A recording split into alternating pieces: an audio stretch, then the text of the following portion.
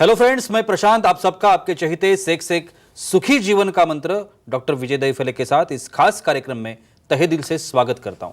दोस्तों, हमें जब भी कोई मेडिकल इमरजेंसी आती है या फिर स्वास्थ्य से जुड़ी कोई भी परेशानी सताती है, तब हम क्या करते हैं? सबसे पहले हम वो सारी चीज़ें हमारे फ्रेंड्स या फैमिली के साथ शेयर करते हैं। पर दोस्तों, जब भी हमें कोई सेक्स से जुड़ी परेशानी सताती है, तब हम ऐसा नहीं कर पाते, क्योंकि इस बारे में बात करने में हम अक्सर झिझकते हैं, हमें शर्म आती है। पर दोस्तों, अब शर्माने की बिल्कुल ज़रूरत नहीं, क्योंकि डॉक्टर विजय दहीफले आपके सारे सेक्स रिलेटेड सवालों के जवाब बहुत ही पॉजिटिव तरीके से ज़रूर देंगे। दोस्तों, शो को शुरुआत करते हैं, लेकिन उसके पहले जानते हैं डॉक्टर विजय दहीफले इनके बारे में। डॉक्टर विजय दहीफले ये एक जाने माने सेक्सोलॉजिस्ट, यूरोलॉजिस्ट और एंड्रोलॉजिस्ट है। डॉक्टर दहीफले जी के क्लिनिक औरंगाबाद, हैदराबाद, दिल्ली में द्वारका, पुणे तथा नवी मुंबई में नेरुल, दादर, अंधेरी, कल्याण, नासिक, अहमदाबाद और दुबई में भी है। डॉक्टर विजय दहीफले जी का भारत तथा अन्य देशों में कॉन्फ्रेंसेस और सेमिनार के लिए हमेशा आना जाना रहता है, जिसमें वे सेक्स संबंधी सभी समस्याओं पर सलाह एवं मार्गदर्शन करते हैं। तो चलिए शो को शुरुआत करते हैं। डॉक्टर साहब हमारे साथ है। Sir, welcome to the show. नमस्ते। आप सभी जानते हैं कि बहुत इंपॉर्टेंट वीडियोस हम लोग आजकल बना रहे हैं। जो टॉपिक हमने चॉइस किए हैं, वो सभी टॉपिक्स आपके जो सवाल आते हैं उसके ऊपर से हमने वो टॉपिक्स लिए हैं। आज का जो टॉपिक है वो है ऑर्गेज़म या तृप्ति के बारे में। आप सबको पता है कि हर एक सेक्सुअल एक्टिविटी का जो एक अंतिम मोटो हम कहते हैं, जो मोटिव कहते हैं, वो है ऑर्गेज़म, तृप्ति मिलना। और इसी के बारे में जानकारी होना बहुत इंपॉर्टेंट है। तो चलिए जानते हैं। सर, जैसे मैंने अभी बताया कि तृप्ति के बारे में, ऑर्गेज़म के बारे में जानकारी होना बहुत इंपॉर्टेंट है। पहले ये बताइए कि ऐसा कहते हैं कि ऑर्गेज़म या तृप्ति में अनेक प्रकार होते हैं। श्योर। तो ये सच है क्या, और वो प्रकार क्या होते हैं? Sure, definitely.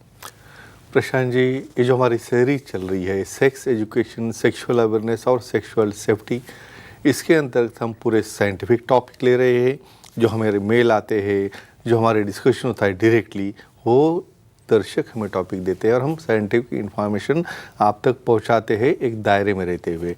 Time, place, person, condition, culture, safety, consulting, अपना ओन और नॉन इन्फेक्टेड पार्टनर, ये दायरे में रह के हमें डिस्कस करना है।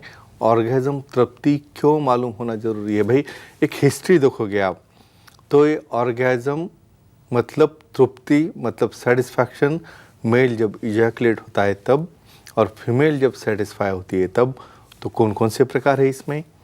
क्लैटरल ऑर्गेज़म है, वजाइनल ऑर्गेज़म है, ब्लेंड ऑर्गेज़म यानी क्लैटरल और वजाइनल दोनों ऑर्गेज़म हैं, प्रेशर ऑर्गेज़म है, और बहुत बार अपनी अलग अलग एक्टिविटी, एक्सरसाइज करने से, स्लीप के दौरान होने वाले ऑर्गेज़म है। ये सब प्रकार हम डिटेल में देखने वाले हैं, one by one. Yes, clitoral orgasm, Tripti, correct, ये क्या होती है? Very good question. बहुत बार ऐसा समझा जाता है भाई, मेल को ही इजैकुलेट होने के बाद उसे तृप्ति मिलती, तो फीमेल का क्या?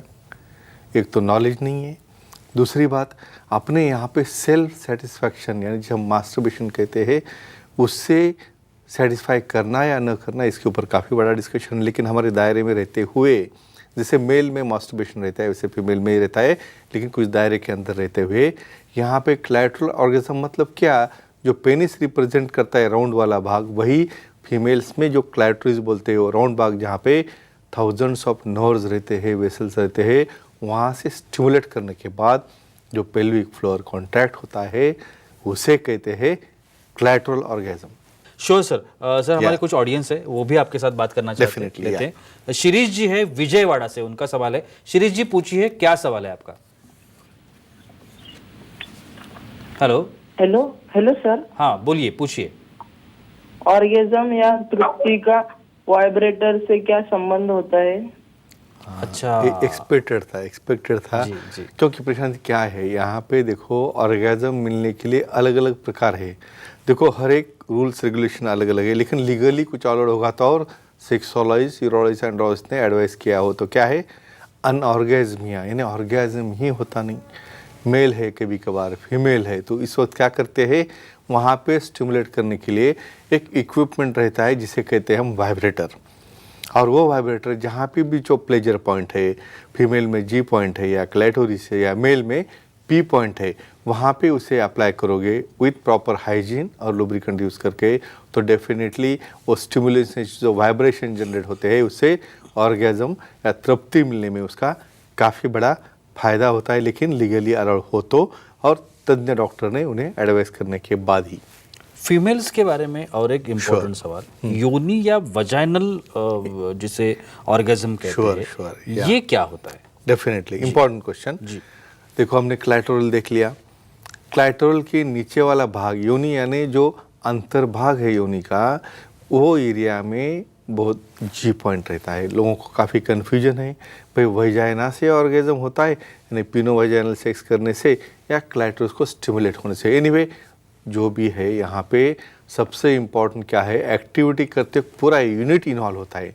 लिबिया मेजोरा ने बाहर की लिप्स है, अंदर की लिप्स है, क्लैटोरिस है, और वहाँ पे फ्रिक्शन होने के बाद पूरे मसल जो वजाना के है वो कॉन्टैक्ट होते हैं, उसे कहते हैं वजाइनल ऑर्गेज्म, जो तृप्ति के लिए काम में आते हैं। बिल्कुल। और एक इम्पोर्टेंट सवाल, Sure. कंबाइंड या ब्लेंडेड ऑर्गेज्म कहते हैं, ये किसे कहते हैं? या एक इन्फॉर्मेशन आपको देता हूँ, ये काफ़ी इम्पोर्टेंट इन्फॉर्मेशन है।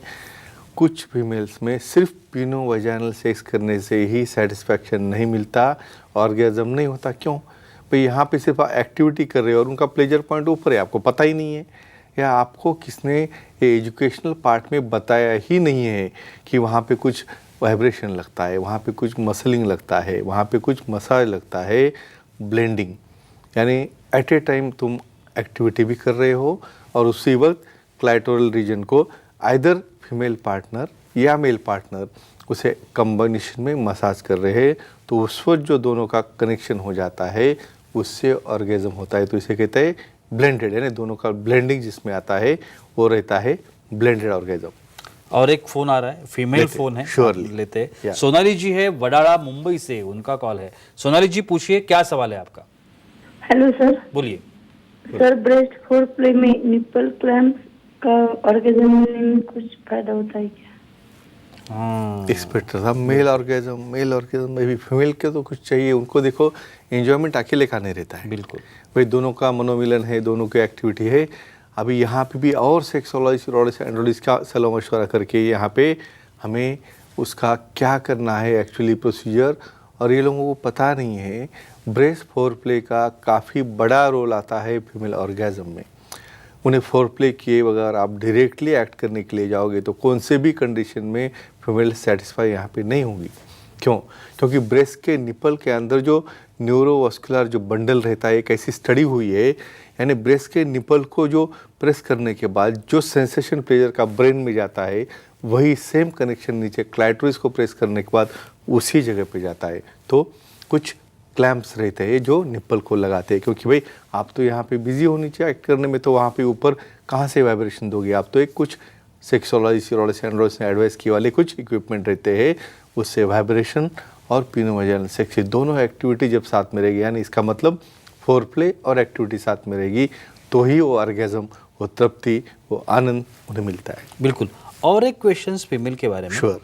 ऐसा कहते हैं कि फीमेल्स में मल्टीपल ऑर्गेज्म की सिचुएशन आती है। Very nice. ये क्या होता है? बहुत बार मुझे क्वेश्चन आता है, बिल्कुल सर मेल का स्टेमिना कितना है, फीमेल का कितना है? अरे अपना होने तो एक बार तो कम से कम, उस बाद में स्टेमिना देखेंगे। मेल में क्या रहता है, एक बार इजैकुलेशन किया रिजोल्यूशन में जाता है, भाई वो ठंडा हो गया आदमी, उसकी आदि इमीडिएट करने के लिए बोले तो नहीं अभी बस हो गया मैं नहीं कर सकता। लेकिन फीमेल्स में ऐसा नहीं है, वहाँ पे रिसीविंग पार्ट रहने की वजह से जब वो एक्टिवेट होते हैं, जब ग्राफ निकालोगे तो मल्टीपल एक्टिवेशन, यानी मेल के कंपैरिजन में 3 टाइम्स मोर, यानी एक बार उन्हें ऑर्गेज्म होने के बाद और ऑर्गेज्म में हो जाते हैं और तीसरा ऑर्गेज्म आता है और आपको तब तक मेंटेन करना है। ये मैकेनिज्म है, कोऑर्डिनेशन है, और इसी के ऊपर तो काफ़ी झगड़े होके लोग डिवोर्स के पीछे पड़ते हैं कि भाई कुछ कर ही नहीं पाता। तो मल्टीपल ऑर्गेज्म यानी एक के बाद एक वेव जैसा ऑर्गेज्म फीमेल में होता है, उसे कहते हैं रिपीटेड मल्टीपल ऑर्गेज्म। और एक लास्ट इम्पोर्टेंट क्वेश्चन, या प्रेशर ऑर्गेज्म जिसे कहते हैं, ये क्या होता है? इसके 2 मीनिंग है। बिल्कुल।